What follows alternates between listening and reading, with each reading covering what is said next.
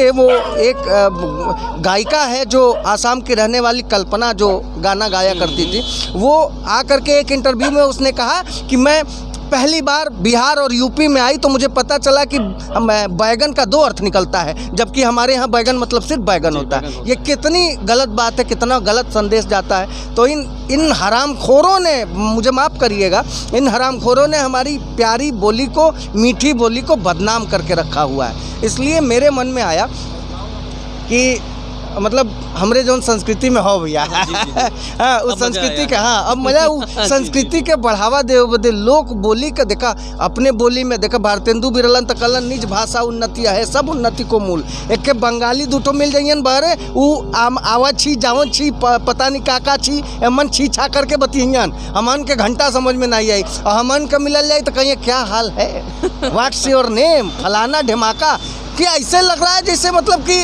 हमन के कौनो आपन कुछ है नहीं हो। पूरी दुनिया में बांग्लादेश ऐसा देश हो जौन भाषा के आधार पर अलग भल। अगर कोई का जानकारी में ना हो तो हम बता देवे के चाहते हैं, पूरी दुनिया में भाषा के आधार पर अलग भय वाला देश हो बांग्लादेश। कम से कम वो अपन भाषा बचौलत। हमन के का करत हैं, कोनो मिला उड़िया बोला तो, कोनो पुड़िया बोला तो, कोनो फलाना ढिमाका। आज तक हमरे देश का राष्ट्रभाषा नहीं डिसाइड हो पावल, कितने शर्म का बात हो। अब मोदी चचा से हम बार बार कहिला का गुरु प्रधानमंत्री 7 साल पहले हो गए तो के कम से कम भोजपुरी के 8वीं अनुसूची में कब घुसई बार जा घुसा दा, भोजपुरी समाज के लोग हचक के वोट मरियन तो के, यही हो भैया। मुझे लगता है कि आपकी बातें बहुत सही हैं। जैसे कि अन्य प्रदेश के लोग बनारस में आते हैं दर्शन करने के लिए, जैसे हम मानते हैं बनारस में लोग काशी विश्वनाथ जी का दर्शन करने आते हैं, संकट मोचन बाबा का दर्शन करने आते हैं, तो बहुत सारे ऐसे हैं जो साउथ इंडियन में आते हैं और अपने भाषा में बात करते हैं।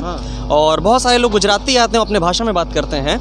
और जैसे आपने बताया अन्य प्रदेश के लोग अन्य भाषाओं में भी बात करते हैं, लेकिन उनको ज़रा सी भी झिझक नहीं आती, शर्म नहीं आता कि हमें कोई सुन रहा है, मेरी लैंग्वेज किसी को समझ में आ रही है कि नहीं आ रही है। आती है ना गुरु जी, हम लोग को आती है। हम उसमें पहले तो हम एयरपोर्ट पे अंदर कदम रखते हैं, सर्वा सुपरियरिटी कॉम्प्लेक्स आ जाता है हमारे अंदर। जैसे शक्तिमान में धड़ा धड़ा करके पावर आता था, ऐसे सुपरियरिटी कॉम्प्लेक्स आ जाता है। हम जैसे पहला कदम रखे यार रजा एयरपोर्ट पर, बाका से छाती चौड़ी हो गई और रजा एयरपोर्ट प्लेन में बैठ के घूमेंगे रजा। मतलब हम जाने बगल वाले सीट पे कौन बैठा है उससे हमको कौनो मतलब नहीं है, एकदम आराम से ठाट से बैठेंगे, जरा से कोनी आए